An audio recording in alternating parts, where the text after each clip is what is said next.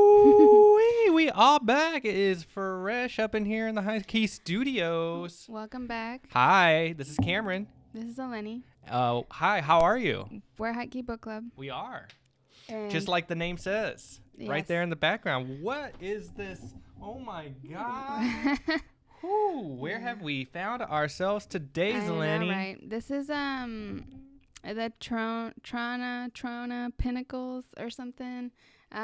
It's actually where the Stupid Love music video was filmed. No way. Yeah, wait. So, okay. We're right. Stupid Love. What is that? We're going right into it. For the people that are unfamiliar, can you describe what Stupid Love is? Stupid Love is the first lead single from Lady Gaga. It's her return to pop since Art Pop in 2013. If it's your first time joining High Key Book Club, you might not be aware that this lady here to my right or on the left of your screen is one of the top 1,000 fans of Lady Gaga. Did you get that like Spotify blip saying that you're in the like top 100 listeners or whatever? No, that's not a thing. It is a thing. Oh my God. So no, like she has a lot of stans. Like I follow them on Twitter. What? So like I'm not in the. I don't know if I'm in the top 1,000, but I'm a huge stan. Well, so one of my previous coworkers, I follow him on Instagram, and he added to his story a screenshot of his Spotify saying that he was in like the top either 100 or even the top 50 Weezer fans based on like how many times he had listened to Weezer on Spotify. Wow. And so they gave him like some kind of free Weezer radio subscription or something because of it. What? Yeah. I should get that for like Kim Petras or something. Because like the smaller artists, I feel like you have more of a chance for something like that. But anyway, so this desert is where she filmed the music video for that single. And, which is on YouTube, apparently. Yeah. And also hashtag shot on iPhone 11. Well, yeah, it's sponsored by Apple. It was all shot on iPhone 11 Pro. But hold on, I'm trying to introduce what we're doing here. I don't even know what we're doing here. So go ahead. I know you don't. That's what I'm trying to explain. So I feel like last Friday was like a pop culture emergency day. Like everything happened. Okay, why? Well, lots of things. That's what I'm going to talk about, all the whys in this whole episode. It's going to take the whole episode because it's a lot of things. All right. So last Friday, what day was that? February 28th? February 28th. It was 2020? It was a pop cultural reset. So, like, this is a meme on Twitter where I'm sure you haven't heard of it. It's where, like, people show a picture of, like, an iconic moment in pop culture history or something, or in history in general, and they'll just say a cultural reset, like something really iconic, like let's say like the Janet Jackson nip slip of the Super Bowl. It was like a culture. Well, it's usually for more positive things, so that's not a good example. But like the Lady Gaga Bad Romance video, it's like a cultural reset. You know, her stans will tweet that. That's just like a meme. Like Adele's Hello, was that a cultural reset? Probably for some people. So it's just a meme on Twitter, and I feel like last Friday was a pop cultural reset just because, like, there was so much going on and I was drowning in pop culture. Drowning? Did you survive? Barely. Oh, thank God. And the thing was, like, everyone I knew, including you, were working all night. And not all night, but, like, all evening. And all my friends are out of town. Everyone's busy living actual lives. Sounds lonely. Yeah. For you. Yeah. Everyone's busy living their actual lives, and I was I hope you had something to do. Well, I was drowning in pop culture at least, so that's what I was doing. Oh. So now I'm just, like, sort of catching my breath from all this pop culture. So did it hurt? I'm excited. Was it a pleasant drowning? It was, because it was a lot. Felt the main nice. one for me, obviously, was Stupid Love being released, the single by Lady Gaga. It's a bop. I had heard it before because it leaked, of course. Right. I guess so back in January-ish, late January, some intern somewhere the gay intern decided that this needed to be leaked. Yeah. So it came out a few weeks early, and it's kind of a big deal because Lady Gaga hadn't released a new song really since like Shallow, right? Well, yeah, a mainstream hit at least, and also like a lot of she released some pop during A Star Is Born, but it was through Ally Main, the character really. So like people have been starved. I mean, I'm pretty sure I've talked about it every High Key Book Club we've done ever, maybe, because it's been that long, and it's finally here. The era began, the LG6 era. It's very, the big rumor is that the album is called Chromatica, which is a serve of an album title. And I'm very excited. And the whole aesthetic honestly goes kind of with the anime stuff we were talking about last episode, of like that anime aesthetic being in. It's a little more Power Rangers than anime, but it has that feeling of like 2000s, like in the pink and the superhero kind of, and the fighting aesthetic in the music video and in the promos and stuff. But I did think the video looked really green screened until I was certain it was just a green screen room. But then I started seeing on Twitter, and there was like behind the scenes extras on Apple and stuff. And it was in this desert right here. It was actually shot in the desert. I didn't think it was a green screen. You didn't? No. Wow, you're such a pro. I was sure, because they like color corrected it weird or something. Yeah. Well, I mean, like it also had the lighting going on for it, so. Yeah. So that was my only qualm. To me, it looked green screen, but I guess to you it didn't. I mean, it may have looked green screen due to kind of just the general compression happening with the iPhone video. Right. I mean, people have been a little bit complaining. I mean, I believe it. I saw it. It didn't, I mean, it's a little cinematic camera. Like, let's be honest. It's going to be compressed. It's flatter. Yeah, very It flat. feels kind of flat. Especially, I mean, the thing is too, like, Gaga has like these masterful videos in her past. So it's kind of like, I don't know. The bar is just very high for her videos. And I think it could have looked really, really good or better on a real camera. Did you like her costumes? I liked them. Okay. It wasn't as fashion-y. I really liked the styling, like the hair and the makeup and the nails and things like that. I wish there was a little more fashion, but it was also campy, and that was the aesthetic. So I'm definitely very optimistic about the era, because it just seems to be fun and dance again, and that's like my so favorite. What is the song about? It's just what do you mean? What do you mean? What is the song about? It's about she just wants your stupid love. All right. The whole message in the video is like about kindness prevailing and her fighting for kindness and fighting the people fighting. Yeah, I mean, to me, it sounded like a very bright type of dance track. Yeah. So it's sort of dancey. I mean, for me, it felt a little safe, personally. It was a little safe. I mean, yeah. But, yeah. But it's better to me. Like, not a huge standout. I think it's gonna do well. So far this weekend it's been doing really well on streams, and Good. It's even played radio a lot, even though it hasn't even officially been sent to radio, which I don't know what that means, but like people always talk about like this single was officially sent to radio today, like, which means like it's gonna like impact radio. I don't know the radio terms, but like it supposedly goes to radio tomorrow, like officially. I guess that means they like pay for it to be maybe a certain amount. But it's already been played a lot on radio this weekend, even though it has not officially gone to radio.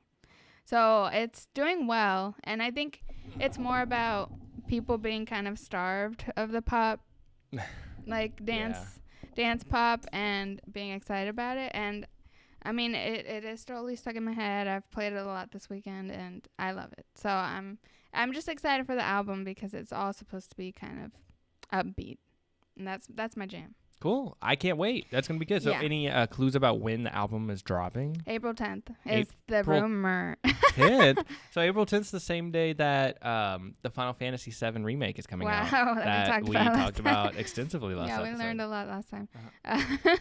That's cool. April is a big month, I guess. Yeah. That's just a rumor. It's not official. Also, the title's not official. Chromatica. There's supposed to be maybe more info coming this week about it, but I'm excited. I'm very excited. Cool. So that happened on Friday, and I was just dealing with the overwhelming fan moment for me. Well, I mean, that's only one thing that happened. There was also some live TV, I believe. Whoa. The premiere. So we talked about this, I think, already. Yeah, we did. We were excited about this. Yeah. The premiere of RuPaul's Drag Race season 12. Season 12, returning to VH1. Yeah, and I mean, brought to you by Bubbly. I don't know if Bubbly is a big new sponsor. I thought that was like a Target drink. I have no clue. You used to get it from Target, and right. So you just assumed it was a Target drink? I thought it was like the Target brand of No, sparkling I think what it is, I think it's the Pepsi. I could be wrong. We need to fact check it. I don't think it's Coca-Cola because Coke's got Sprite. I mean, they have a sparkling water. I don't know why I can't think of it though. I mean, they technically have Topo Chico. Oh, right. But I felt like they had another branded one. So, I don't know. I feel like this is Pepsi's brand, but I'm not 100% sure. But yeah. Monet was in the commercial. They did a fun commercial for Bubbly with Monet Exchange, Aquaria, and Peppermint from Drag Race. And Monet Exchange has been in a Pepsi commercial before. So maybe. I guess so. If you don't know, it's a carbonated drink, a flavored carbonated drink, and they have many flavors. Yeah. Across I'm sure the rainbow. You would recognize it if you saw it, if you don't know. I mean, it's cool. I mean, it's kind of gaining popularity in the last year. Well, it's a big sponsorship and a big leap for them to take, because I know queer content for advertisers, some are all in and some are scared of it. Right. So I'm happy they're yeah, on the right side. They are kind of a wide scope of sponsorships for different types of programming for RuPaul's Drag Race, and everybody seems to be really happy to mention their name. So kudos to them. I mean, that's cool. Well, yeah. I guess it's better to have a family-friendly drink to sponsor rather than Bacardi. Right, exactly. Or wait, was it Bacardi? No, sorry. It was, it was Absolute. Absolute, yeah. Brought to you by Absolute Vodka. Right. Well, we're talking about the least exciting part of the Drag Race premiere, which is the new sponsor. So. But Drag Race season 12 premiere. So it was a premiere 1.5.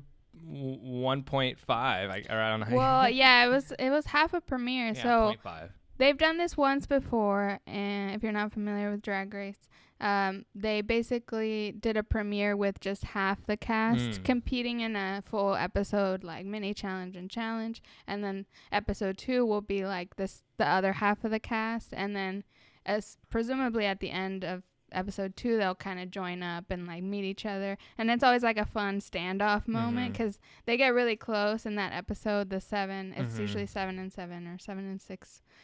Queens. So it's always fun. They did it in season 6, and that standoff moment is iconic. And Gia's the other girls look good. Shady. Well, so even though they don't vote each other off like Survivor, there is an interesting tribal element to it where alliances, for whatever they're worth, will be bonded, right? Will be created. Yeah, and more loosely than Survivor, but definitely it has that feeling of there's one tribe and one tribe. And well, I really like the split premieres. I noticed some people really hate it. I guess because they want to see everyone maybe, but I really like them because we as the audience get to know the queen so much better. It's always a scramble that first episode when they're all together. You blend them together. It's hard to tell who's so who. That happens too on the other shows that we watch. Yeah, it's every show. Every premiere, Top Model, whatever it Survivor, is. I mean, everything. Bachelor, right? Yeah. It's 30-something contestants. That right. They got to narrow it down to 20 by the end of the episode or whatever it is. But I liked it too. I actually thought it was really great, and I liked their reasoning for it. And also for the judges, right? Michelle had mentioned that they are going out of their way to take this extra time. And I was thinking about it just from a production standpoint, because they're having to spend more money, right, to put 2 episodes out in the air that are not going to have any eliminations. Maybe. We don't know about the second one, but, well, spoilers, sorry, for the first episode. Well, like, because we mentioned about how it'd be cool if, like, reality TV could, like, add people. And, like, we kind of saw that with The Circle, kind of every new episode for the first few times they were adding somebody new. So I think it's interesting and kind of cool. It shows that they're really doubling down on character, in my opinion, and that's hugely important. And I also like that, not just for the judges but for the audience, it allows us to really get to know more in depth these contestants before they start to get mixed into the blur of all the others. And it allows us to kind of create more of a personal impression where we can really, like, sit down. And I don't know, it's kind of similar to like the Democratic presidential race in a way. Well, they try to compare it. Right? The whole theme was about that. All the candidates. Yeah, meet your candidates. But it was the queens. So, I think that there's just something cool about that. And it was good. Are we going to spoil? No, but also, like, I'm already in love with, like, all of them. Like, I didn't want any of them to go home. Usually there's a couple. I mean, maybe it's because we got to know them better, but, like, there was none of them that I wanted to go. I was so, like, attached already. And, I mean, I'm obsessed with Gigi Good, I think, for her fashion and for making a Cinderella story reference. But her waist, does not look healthy. Yeah, she gives very much Violet Chachki vibes and Aquaria, if you remember those queens at all. I remember Aquaria. And Chachki's the one that busts out, right? Busts out, like the tartan? Yeah. Like the black, and then it's... Wait, busts out? Yeah. Like, wait, wasn't she at the Work the World? Yeah. And she's the busted one out? She busted of what? I thought there was, like, a giant martini glass that she, like, yeah. popped out of Well, or she something. didn't pop out of it. She was just in it. But yeah, that's her. Yeah. See, I'm not crazy. Yeah. No, yeah. She does burlesque and she does, like, a number in a martini glass. It's early in the day, so my memory's still fresh. It's really good. But yeah, so Gigi Good is very young, and that's why both Violet and Aquaria are young. Were young, but, like, really good fashion queens. And then I really like Crystal Method. She's sort of like the weird artsy, more of like a Milk or like Thorgy Thor almost. I was getting Thorgy Thor vibes, like the glasses, the kind of big eyes. But what do you think about the hair? I love the hair. You like the curly mullet? The mullet. Oh my god, the out of drag look is everything. They compared her on the episode, or wait, no. The after party review show we watched said she looked like Weird Al Yankovic, which I thought was funny. I like it. I love the mullet. I mean, I feel like his confessional look is very me. I would wear all of it. The curly hair, the leopard, everything. The glasses. It's just awesome. And I just love her personality. Like, she seems very positive. Like, just always smiling and going with the flow, kind of, and naturally, not like putting it on.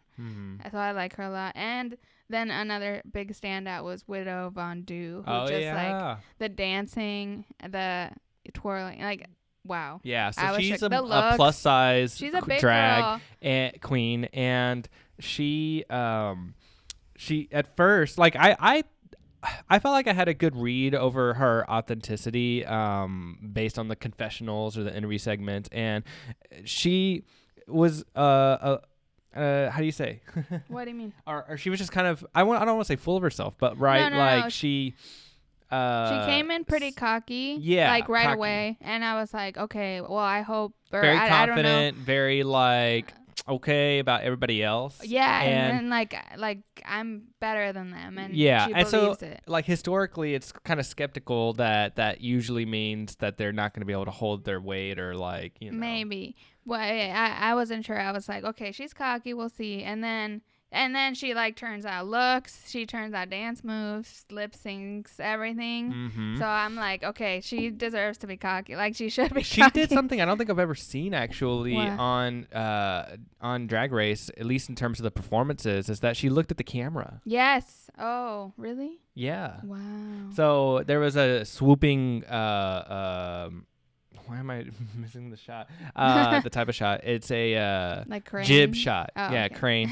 Jib is the term. And so it was a jib shot, and very stylistic, very fast, swooping by. And as it's swooping by, she like follows it and looks at the camera because it's like kind of right in her face at that moment. And it's just they mentioned it also being a big plus in the after show because it's very difficult when you're on the stage with all of the lights and the judges right there. I mean, Nicki Minaj, to not either look at them or your competition or just like be in the zone and focusing, and let alone to like find the camera, which is usually really dark and not possible to see in front of you. And she finds it, she follows it, she works it, and it was really cool to see a performer like that just know that it was there and know how to use it the right way. And so kudos, very professional. Yeah, she owned the performances and she owned the fashion part too, the fashion runway part. She brought like very fresh looks,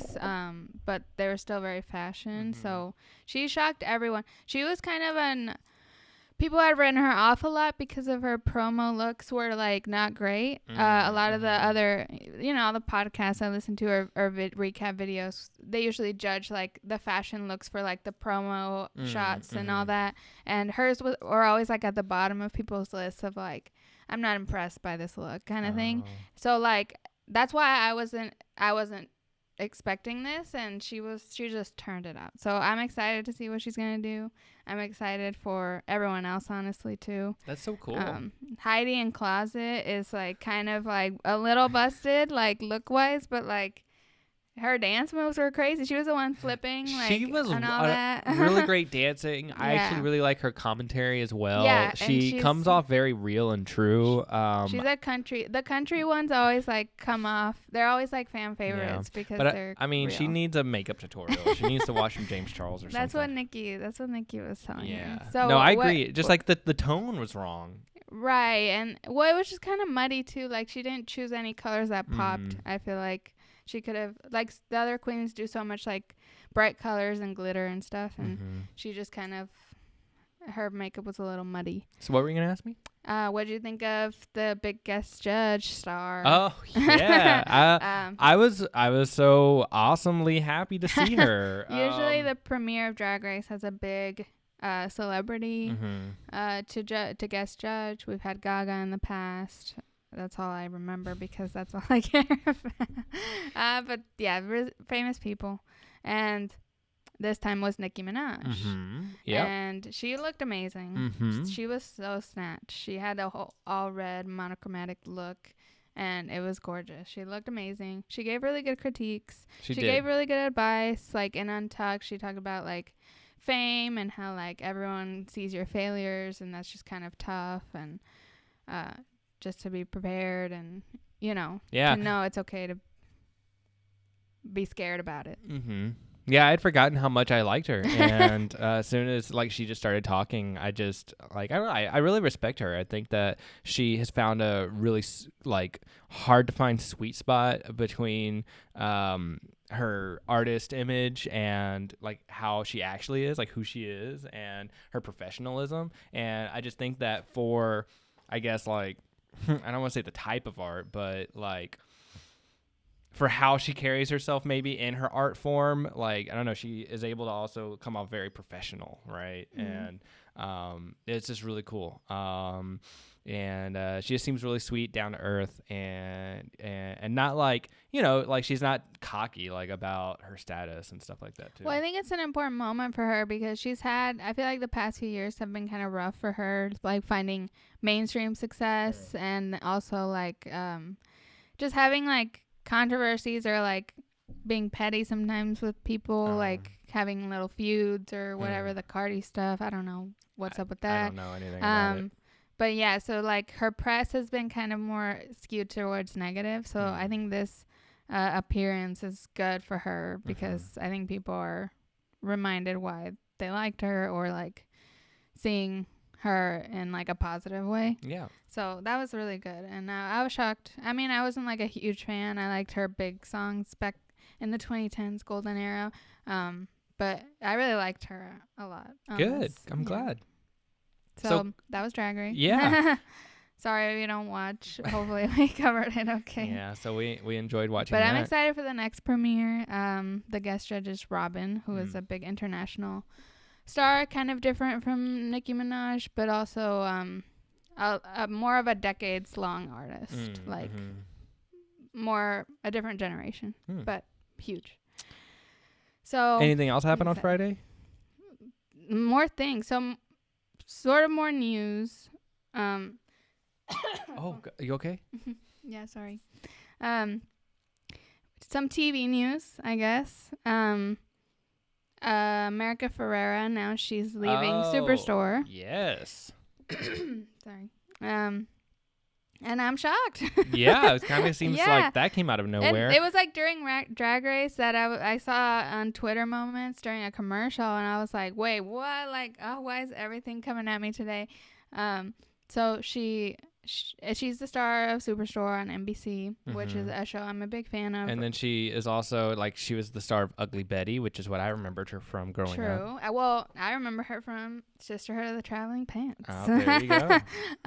But anyway, so she's the protagonist of Superstore, and she's sort of like the straight man protagonist. So, like, it's a big, wacky cast of characters, sort of like an Office type cast and stuff, but she's kind of like the straight man for the show, the protagonist, the one that's like normal, I guess.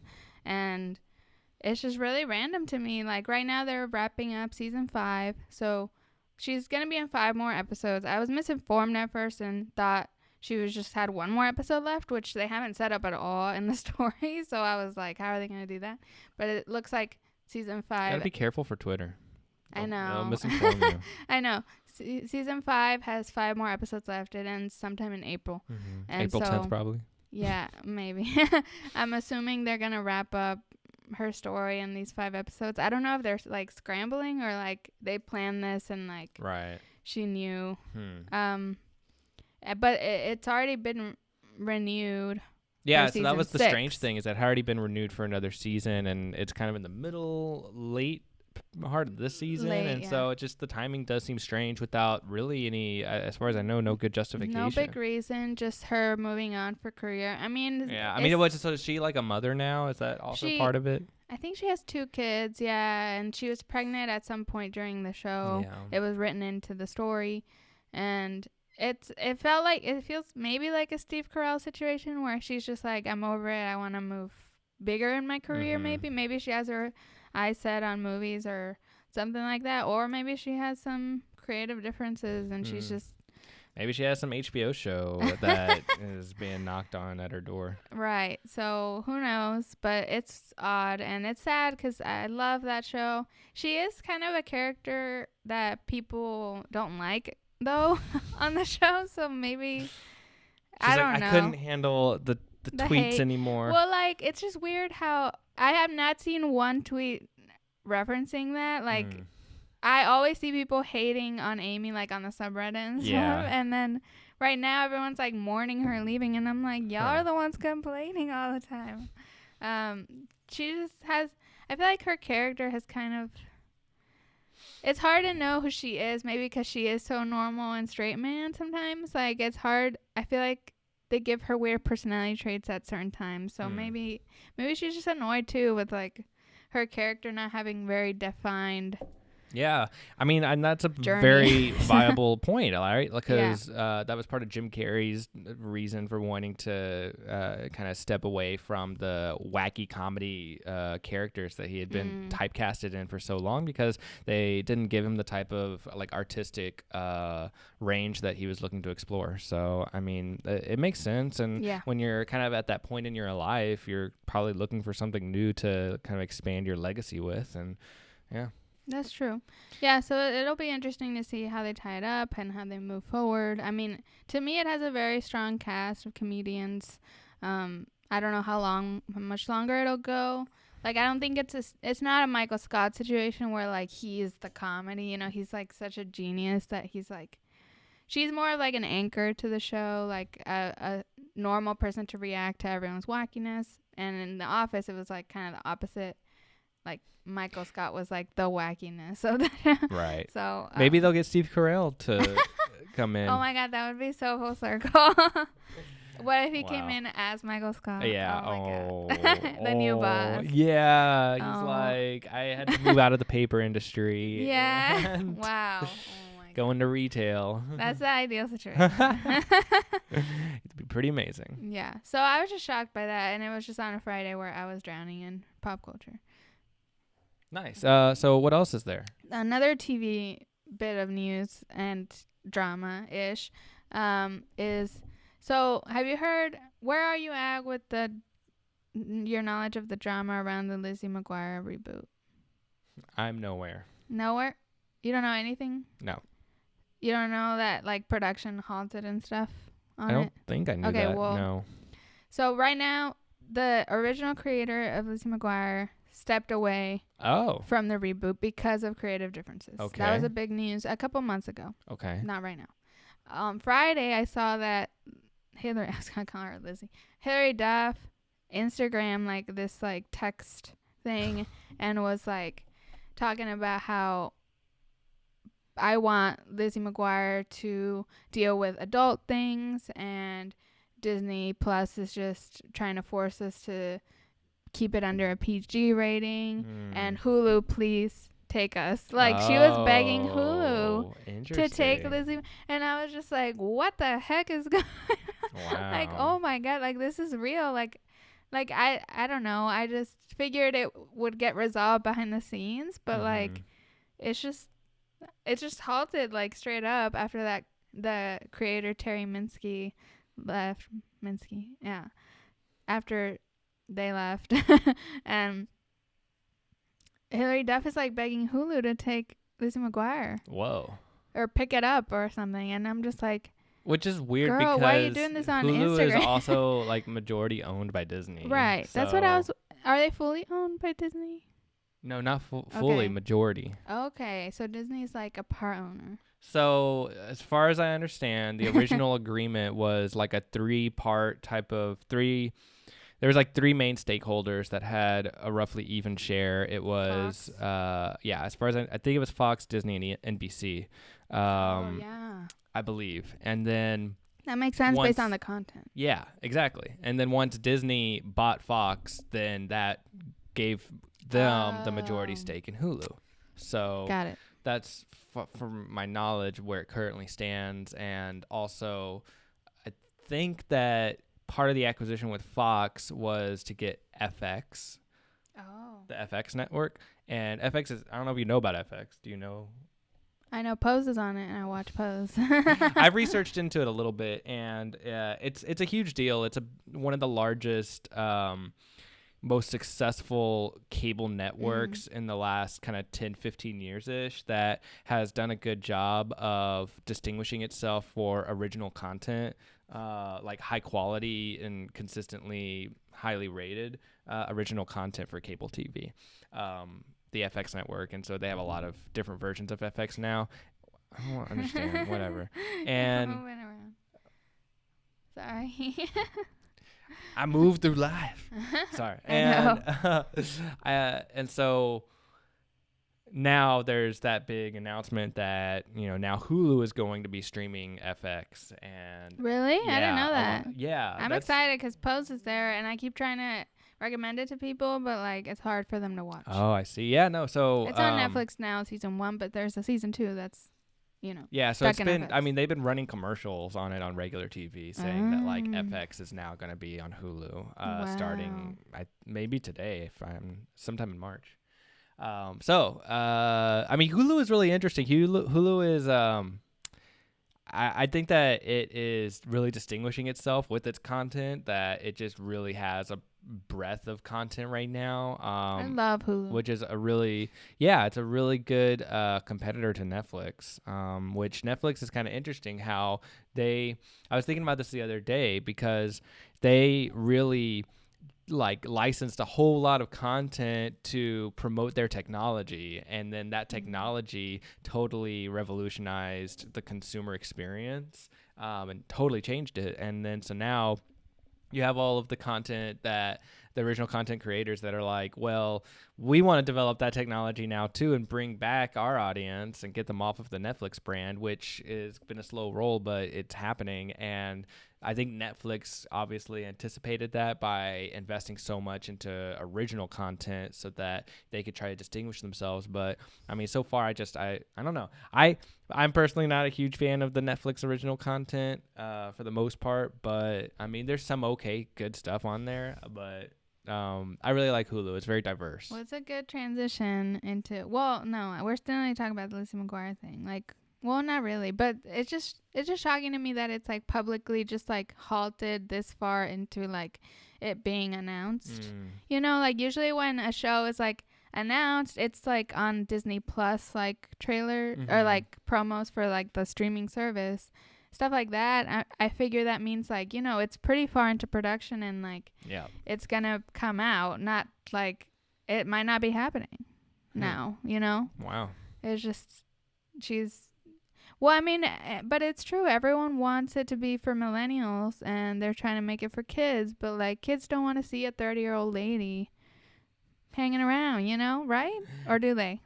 I mean, isn't that what Raven's home is all about? No, but she has kids. This is the thing. Like, Lizzie doesn't have kids in this. She has a fiance. I think that's, like, the most family. But then wouldn't it just be New Girl? Well, no, but it's Lizzie. We want to see Lizzie be the new girl or be, you know, live that life and see how she handles problems. But they're trying to make it PG when there's no kids in the show. Yeah, I mean, that's Disney. Yeah, but they need to, like, get it together. The Simpsons is on Disney Plus. Fox movies are on Disney Plus. Like, it's not like a thing where everything on Disney Plus is PG. Right. So it's just weird to me that it's just they can't compromise, they can't agree to the point of like just stopping it, and like we don't know where it's going. Yeah. Well, I have to stay on top of that as it updates and progresses in the weeks to come. And you got to keep it locked and tuned in here to High Key Book Club in order to get that news. Yeah. It was just we bring it to you. It was interesting. Hillary is mad. Wow.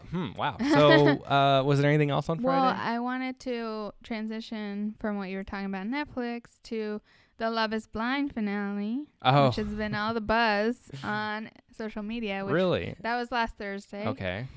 We talked a little bit about the show last episode. Yes. It's essentially the couple's a dating show where they meet in little pods where they can't see each other, they can talk, hear their voices, and they have to. Excuse me.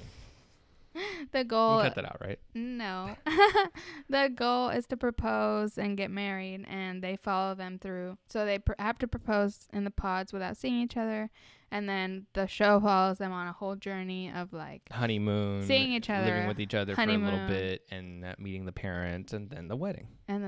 So the finale was the weddings. I guess we'll have some light spoiler. I mean, the only spoiler I want to give is about like there were less marriages than I expected.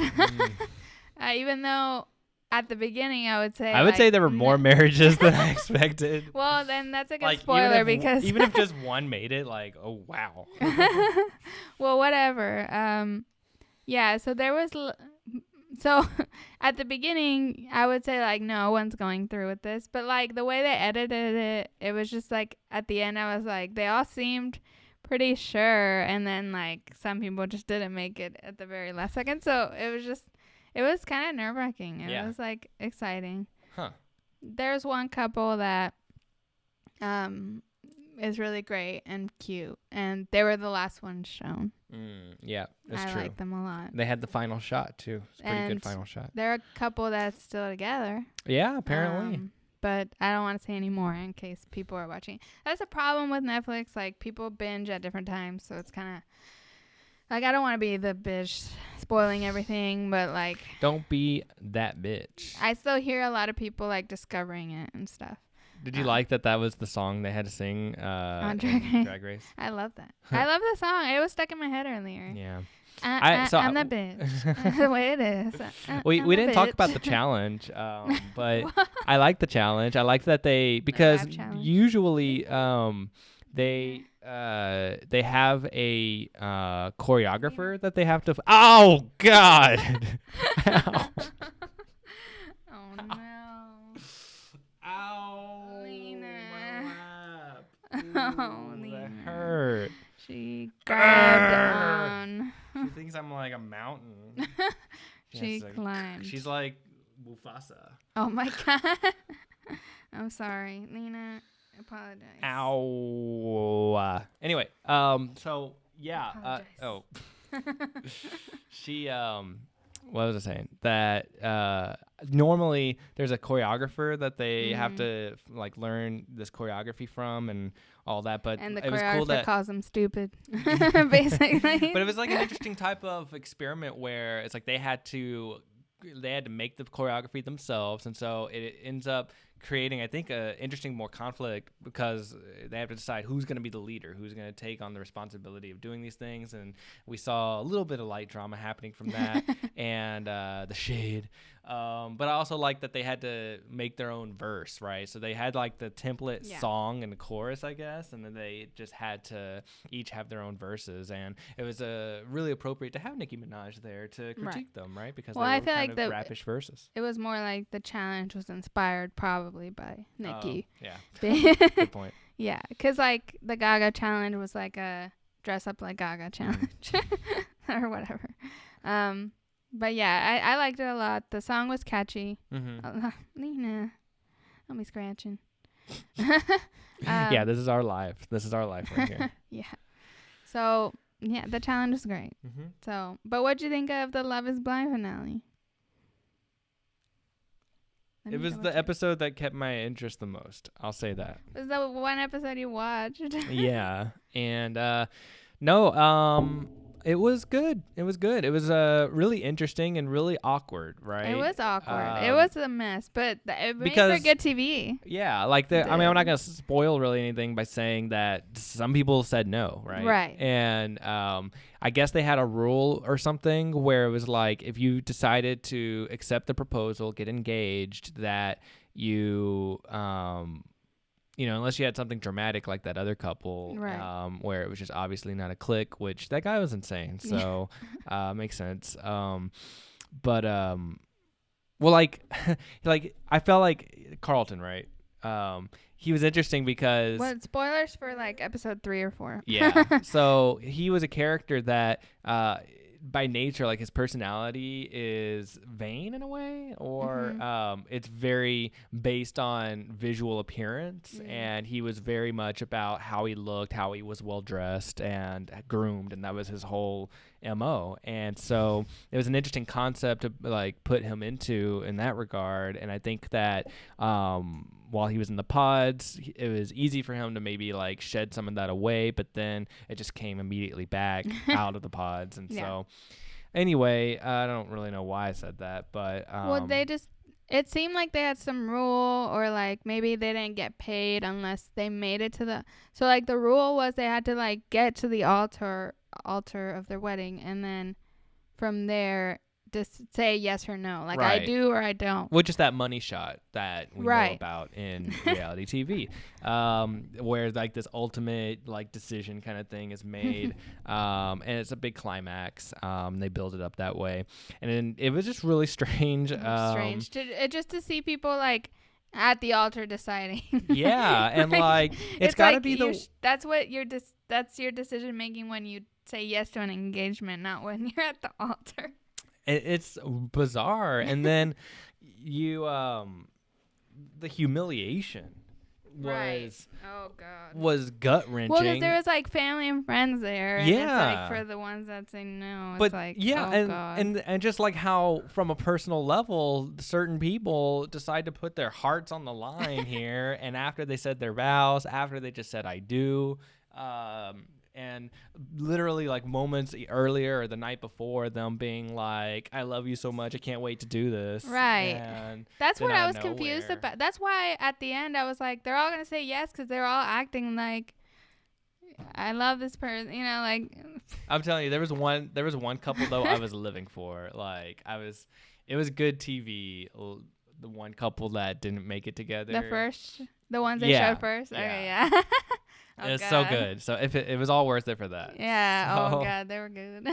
Sorry, I'm trying not to spoil, and it's hard to like cover without spoiling. So. It was just like, because like you had seen an episode where she was kind of reactive in a certain way that I had not seen before, and so the way she reacts to the news is I mean, great. It's rightfully it's like a movie. So in that, yeah, it really was. It's rightfully so in that moment, but like in other moments, it was not called for that kind of attitude or like reaction from her. So that we're vague tweeting here. All right. Well, so what else has? Was there anything else on Friday? Well, not just Friday, but during the week, I guess. I mean, I think Friday too, but a couple music videos. The Man by Taylor Swift. We watched. Yeah, we did watch that. She's in drag. She did boy drag for it, and it was just really interesting. I mean, very much sticking to the statement of the song already. She just showing her being like this power man, kind of like doing whatever and like misbehaving basically. How very like Wolf of Wall Street, which like Leo is name dropped in the song, right? Did you see Wolf of Wall Street? I saw Wolf of Wall Street. Okay, it gave me those vibes, like the character she was playing. Right. Yeah, absolutely, for sure. So it was very interesting, or very fun to see her, and it was good drag. Like she was very transformed. I think so too. And she mentions Leonardo DiCaprio, and when we were speculating if he would be in the music video, I was hoping, but I guess they didn't have that kind of budget or relationships, or Leo just doesn't do music videos, or he didn't like the shade. So I don't appreciate this. It would have should have been shot on iPhone 11. It would have been fun if like they were buddies in the scene, like her as a man and him. But there is a cameo of The Rock, Dwayne Johnson. Right. He has a voice. Yeah, so that's cool. Yeah, that was fun. And so there was that music video, which was cool and fine. It was really good. And then the other music video that dropped was by Harry Styles. Yeah, another fave of mine. I forgot the name of the song already. Falling. Right. And it's piano and vocals primarily. It's a ballad. I'll be honest, it's like, I don't know, I have to be kind of in the mood for that type of ballad. Do you know what I mean? Yeah, I know. Me too. Most songs I like to listen to have a punching beat to them in a way, and or some kind of power guitar, who knows, bass. This is just straight up piano and singing, which is cool. You know, I like that. He has a great voice. He does. He always has. He does. Do you know if he wrote this song? I don't. Okay, so anyway, I guess if you don't know, Harry Styles is from One Direction. Which, one of the queens on Drag Race, the reason Crystal Method won me over was because she has a One Direction tattoo in Arabic on her chest. Yeah. And I was like, okay, I'm sold. There you go. I was a big Directioner back in the day. Wait, that's Crystal Method? Yeah.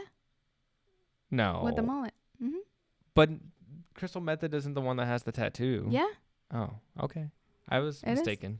But that's cool. It's the first episode. It's hard.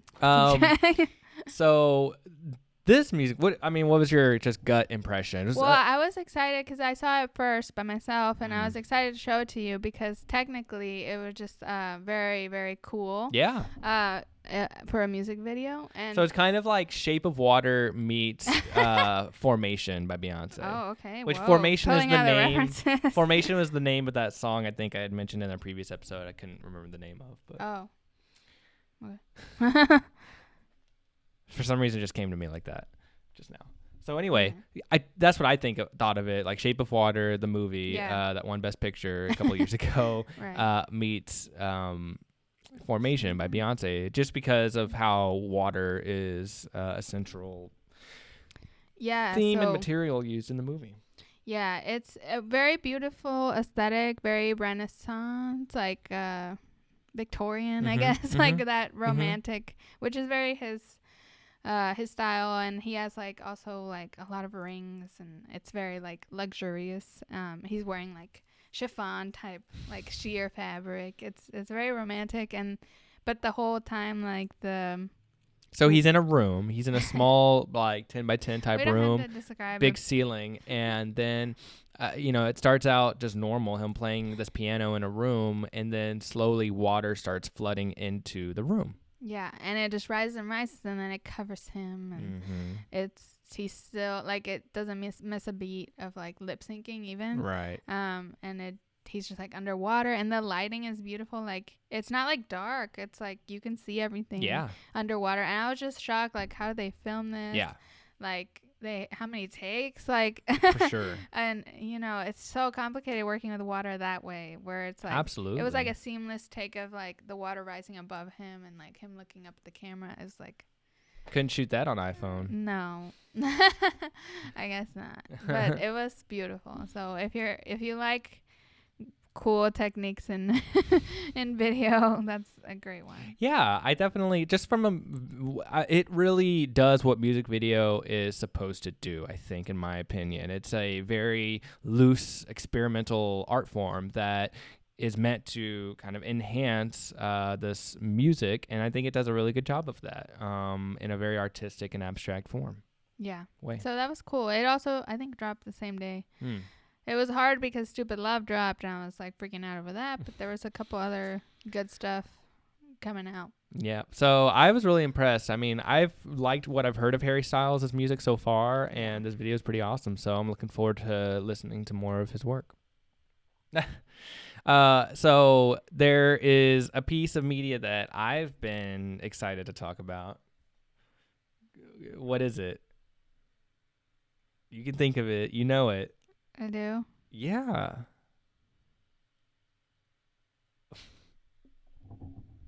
I don't. I'm going to let this one sit. I'm going to let her figure it out. No, why? What else? Can you give me a hint? No, I'm not going to give you. I've like something else that happened this week. This week? In what realm? Film, television? No, it's relevant because it was recent, and we both. Oh, God. Well, I don't know. What is it? Mewtwo Strikes Back Evolution. That was next on my list. Oh. Girl, like, I thought it was something specific to you. Literally, it's on my list, I swear. That's what is it the bottom of the list? Because we got to wrap this up. Okay, good. There we go. Looking at it. It's that last thing on my list. I want to be the very best. Yeah, so we did a Haikyuu Book Club episode about the Pokemon movie Mewtwo the first Strikes movie. Back. Yes. Oh, Pokemon the first movie, Mewtwo Strikes Back, which doesn't make sense as a title. But they did. So Netflix picked up a remake of this movie in more of in a 3D animation style. And we watched that. And it was really amazing. Yeah. So you liked it? We loved it. Hell yeah. Yeah, I really liked it. I mean, it was really. They sort of improved upon. They improved upon the cartoon version, but they also like stayed true, like shot for shot, which was like, we recognized like all the iconic shots from the original, but remade. It was a little scary for me. Like seeing the Pokemon like fighting and stuff, because it was more violent, because it was more realistic. Yes, it was a little scary. And also some of the fight sequences were longer. Yeah. I mean, there was scary. a whole Mew and Mewtwo sequence that wasn't in the original film, from what I remember. It was where they're like bouncing. Well, yeah, but there's one even before that where I think you had actually stepped away, so you didn't actually see it. But I mean. So that was just an example. Like there was a little bit more action in that regard. Yeah, I mean, it was, probably like 90% shot by shot faithful. And they took, they improved upon certain parts by adding additional parts or taking out some.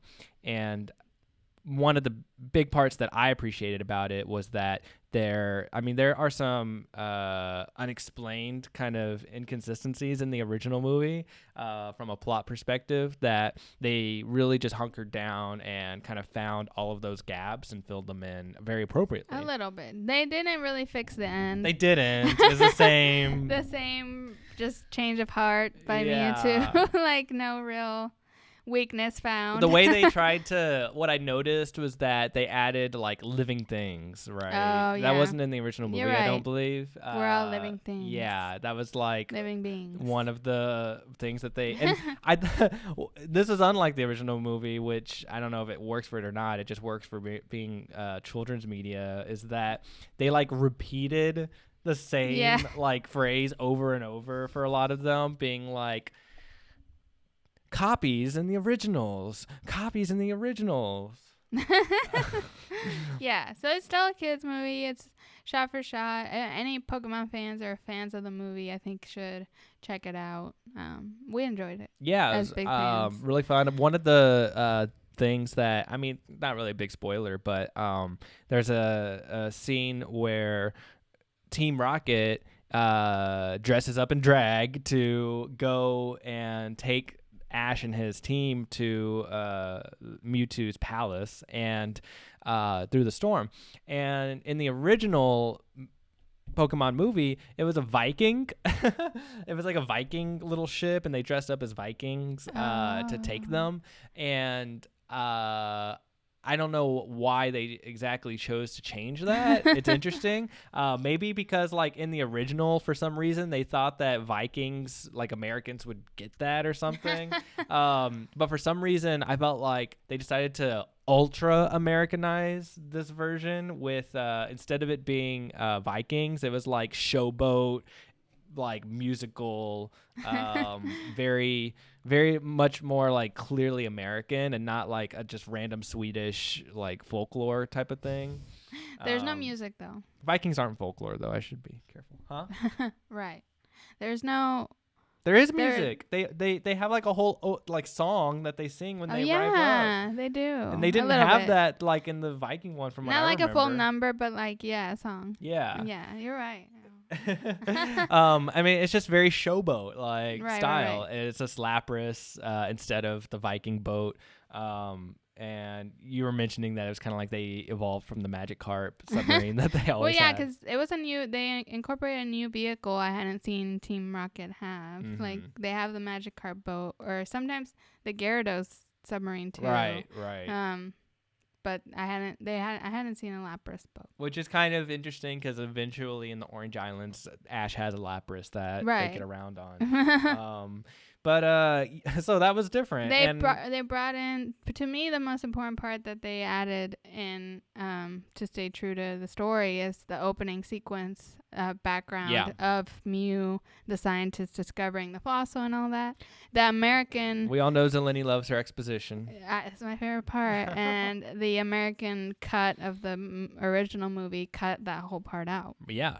Yeah. Really weird. And that was like a shot-for-shot remake as well. And there was just something that like they, in my opinion, they really nailed the pacing in this, because there were kind of some pacing issues with the cartoon version, and I felt like they just really knew where to like hold a shot a little bit longer.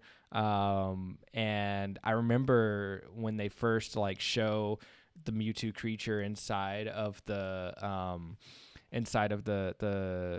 whatever it is, the tube, and him waking up and thinking about who he was and where he was, that just like the way they paced that out, it helped me in a way kind of empathize more with this antagonist. And it kind of humanized him a little bit more. So it was really cool, and I liked it a lot. I liked the whole movie. I liked that they still kept Gary in there, even though we just saw the back of his hair. But like they stayed true to showing us that part of the story. And I don't know if they're going to try to do the same thing for Pokemon 2000. which I hope they do because I really liked that movie. I don't think it's as acclaimed. That one has more plot holes. It like does. That one they need some work. But I liked that movie personally. I know. So, but yeah. So we'll see what happens. All in all, definitely a pretty good remake, and yeah. It's on Netflix. It is. Yeah. Also, the new Shark Tank premiered on Friday. That's true. I was just gonna something my one kind of criticism, which I guess it's just really hard to do. Like, I wish they could have found the original actors. Yeah, that's true. The voices are different. Yeah, the voices are a little bit different, and they're just such iconic voices that it's really difficult to find a voice actor, no matter how professional you are, to really match. And just like that was kind of the part that was hard to look past in a way. And so that's all. But I mean, nothing against the voice actors that they did get, because they did a great job, right? They did phenomenal for what they had. It's just that the source material made it's really hard for I think the audience to get past that unless you're a new viewer. Very true. True. So I guess we're gonna be wrapping this up. We didn't watch the new Shark Tank. There's a new Shark Tank. We're excited to see that though. It was during Drag Race. Got it. Yeah. So what everything's changed to Friday now. We had mentioned that, I think. It sucks. It sucks because I guess it's okay for me because apparently I don't do anything on Fridays, but apparently I work now on Friday nights. It sucks. Like, I can't wig out with people that are staying at home watching TV. Yeah. But it's okay. I'll just work with it.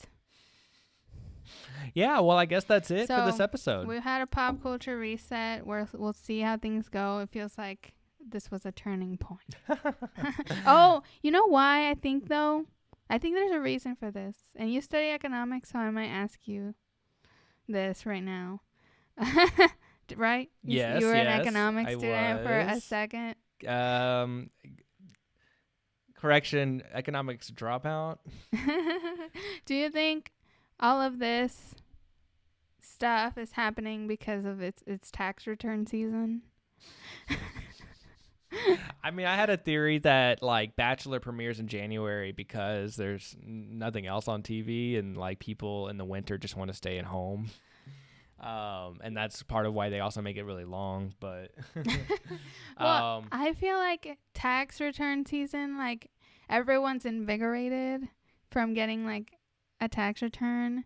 Like, first off, not everybody gets tax returns. Well, but a lot of people do. A lot of people pay taxes too.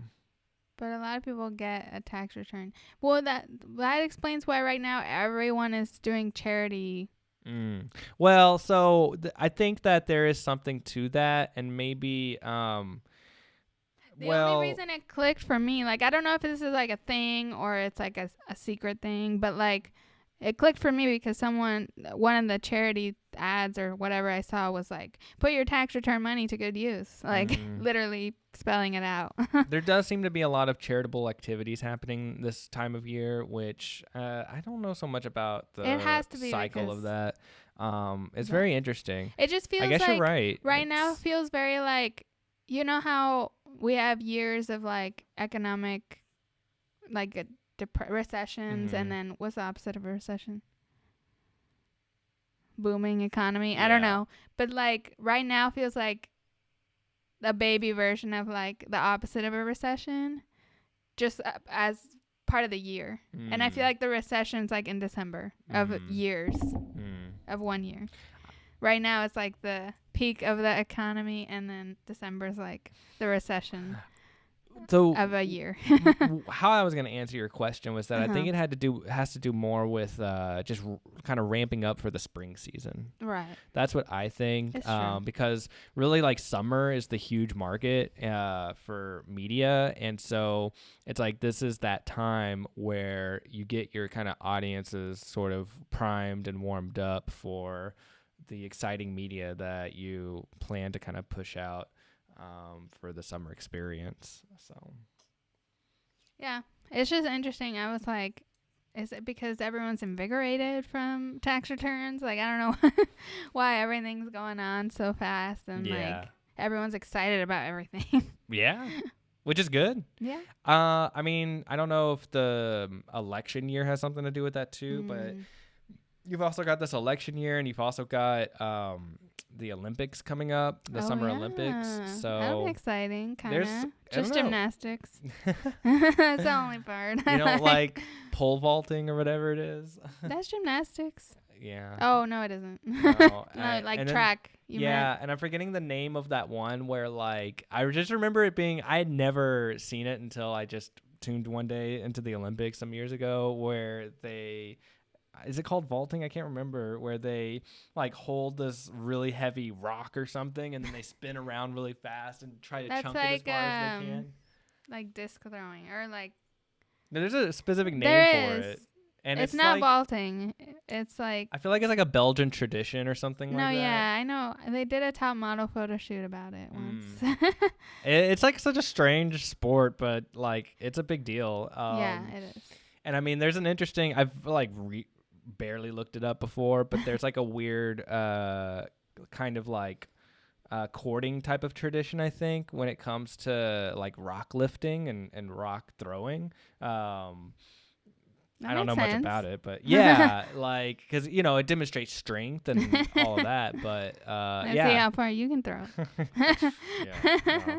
But that's just like such an interesting, like, caveman type sport, you know? It's like, how far can you throw this rock? Right. So anyways, I'm just excited for gymnastics. What do I like in the Summer Olympics? Swimming, maybe? I love swimming. That's a good one. Swimming's kind of a popular one, I feel like. I can get into it. I really like the swimming. There's some that's just not coming to mind. Gymnastics is just everything, like the routines, the flipping, everything. Right. They have soccer, I think, in the Summer Olympics That's too. True. Mexico won one year, maybe. Yeah, I remember liking soccer a lot in the Olympics. But yeah, swimming is really the main one that I really like.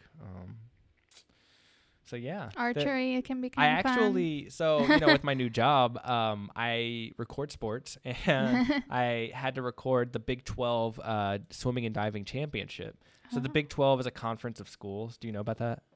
That's familiar. Well, so there's many conferences in the United States that various schools are associated with and part of, and it dictates the different schools that you compete in during that sport season. And UT, the University of Texas, is part of the Big 12, and the conference had its championship for swimming and diving, and so I was recording it, and we won. Good. We won. We had the most like overall wins. I think a guy from my high school went on to swim for UT. It was a big deal. Nice. I don't know. I mean, I'm sure he's long gone by now, but that was, I think they're good. I can't remember if we won diving, but I'm pretty sure we won. Oh, diving's a fun one. Like at the Olympics? Yeah, diving. That's a good awesome. One. Yeah, the flips. Oh, it's scary though. It's like nerve-wracking. Oh, God. I mean, gymnastics is too, a lot of the time. But yeah, diving's a good one. I like it. Oh, you know what? A great Is one. Michael Phelps gonna be at this Olympics? I don't know. Is he retired? Like he should retire. Yeah. He's good. A great one. Okay, this is like the gayest one, but like synchronized swimming. It's so good. Oh my God, the routines. Oh, is that an Olympic sport? Yeah, and it's amazing. Like, it's actually amazing. It sounds ridiculous, but like what they can do, they can like corkscrew themselves like all the way down and up, and I'm excited. It's everything. We'll have to watch it. Yeah, we will. Check the program. Oh God. Apparently there was like one year, like one Olympics where I guess it was like in the 70s or something, where they had some kind of like land dancing type of competition. I can't remember what the name of it was, that would be cool. I remember it being just honestly, like a Facebook thing real quickly where videos were circulating of like this one year where they had this really strange sport. I feel like cheerleading, after watching cheer, should be an Olympic sport. Like, why not? Right? They don't get anything. I mean, it might as well be in that like gymnastic category, right? Kinda, but like gymnastics, there's no group stuff. Like, it's all individual. I mean, there's group scores, like, but they all go individually. So, like, there's nothing that's like group acrobatics that I know of, except for synchronized swimming. But good point. It would be really cool if like that acrobatic type cheerleading could be an Olympic sport. I mean, they probably fight for that. I don't know. Who knows? But they should. There's a lot to look forward to this year. So you'll just have to keep it locked and tuned here to High Key Book Club because we're going to bring you the latest and greatest. That's true. Well, I guess that's it from us here in the High Key Book Club studios. Until next week, who knows what our setting will be then, but it'll be awesome. And thank you, Zelenny, for putting that together. She's great. Thanks, Lena, for coming in. And thank you for your support, for continuously showing up, showing out. And we just hope we could do the same for you. So until next time, next week, signing off, I'm Cameron. I'm Zelenny. And you'll be earned from us.